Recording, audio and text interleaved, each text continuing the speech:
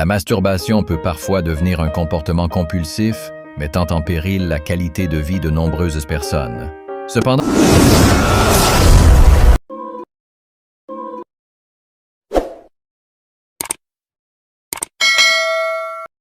la masturbation peut parfois devenir un comportement compulsif, mettant en péril la qualité de vie de nombreuses personnes. Cependant, des stratégies efficaces existent pour aider à briser ce cycle. Il est donc capital de reconnaître les déclencheurs qui mènent à cette habitude. Et donc, tu dois canaliser ton énergie sexuelle vers des choses utiles. En psychologie, on appelle ça la sublimation. C'est-à-dire, tu utilises ton énergie qui veut faire le mal, mais tu changes le mal en bien.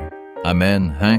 C'est pourquoi vous devez savoir qu'il n'y a que l'énergie sexuelle, lorsque c'est bien canalisé, c'est une bénédiction. C'est une bénédiction.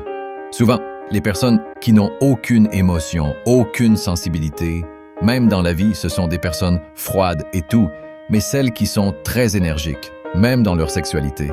Elles sont vivantes et cette énergie, elles l'utilisent pour faire du bien aux autres. Alléluia. Canalise cette énergie que tu ressens à faire des bonnes choses, à créer des bonnes choses, à faire des bonnes choses. C'est ce qu'on appelle l'institution de l'énergie dont l'énergie peut engendrer et créer tes choses au lieu que tu répandes cela dans le mal.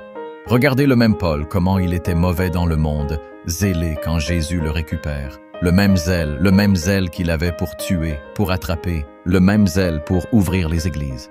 Alléluia.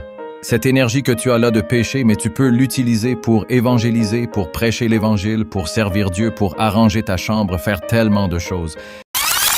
Il faut être prudent aux aguets à l'heure de la tentation. L'heure de la tentation. Chacun a son organisme et nos organismes ne fonctionnent pas de la même manière. Si toi, ta tentation, c'est le matin, sois aux aguets. Si c'est à midi, sois aux aguets. Si c'est le soir, sois aux aguets. Et certains tombent dans la masturbation quand ils sont tristes, la tristesse. De la même manière, les gens vont vers l'alcool quand ils sont tristes pour oublier les soucis. Il y a des gens qui se masturbent parce qu'ils se sentent seuls, déprimés, rejetés. Et pour se consoler, c'est comme le bébé, l'enfant, quand il est triste, il pleure, il met le doigt dans la bouche. Quand il est seul, il a peur, il met le doigt dans la bouche. Et certains, c'est quand ils sont tristes, lorsqu'ils sont déprimés, qu'ils se livrent à la masturbation.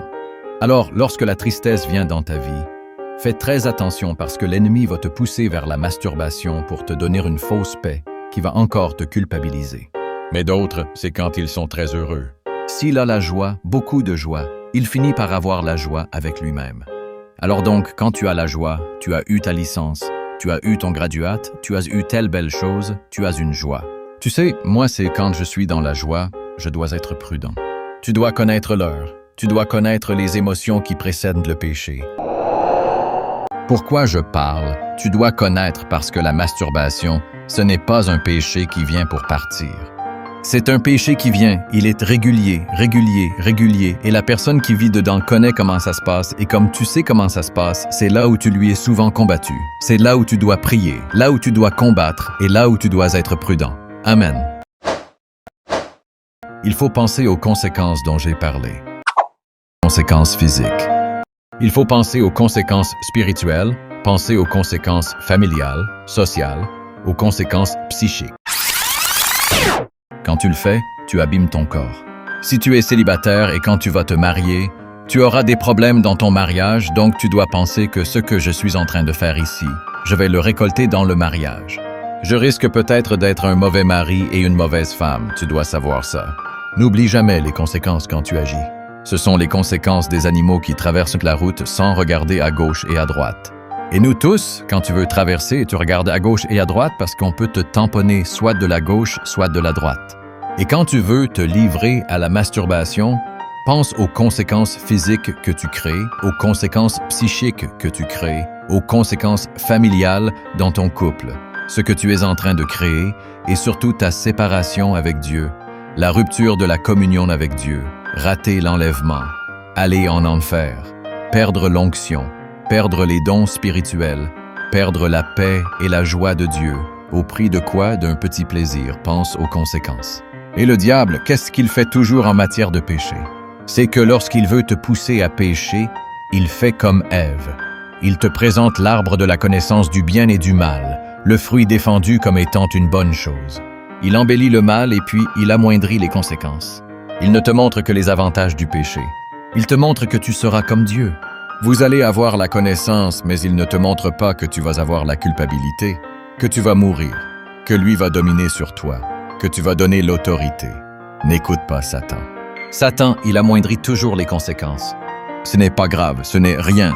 Tout le monde le fait, mais quand tu vas souffrir dans le mariage, quand tu vas détruire ton couple, quand tu vas détruire ton corps, quand tu vas être coupé de Dieu, séparé de Dieu, tu seras seul et tu seras seul. Amen. Pensez toujours aux conséquences. La Bible dit « Le salaire du péché, c'est la mort ». Le salaire du péché, c'est la mort dans le présent et dans le futur. Amen.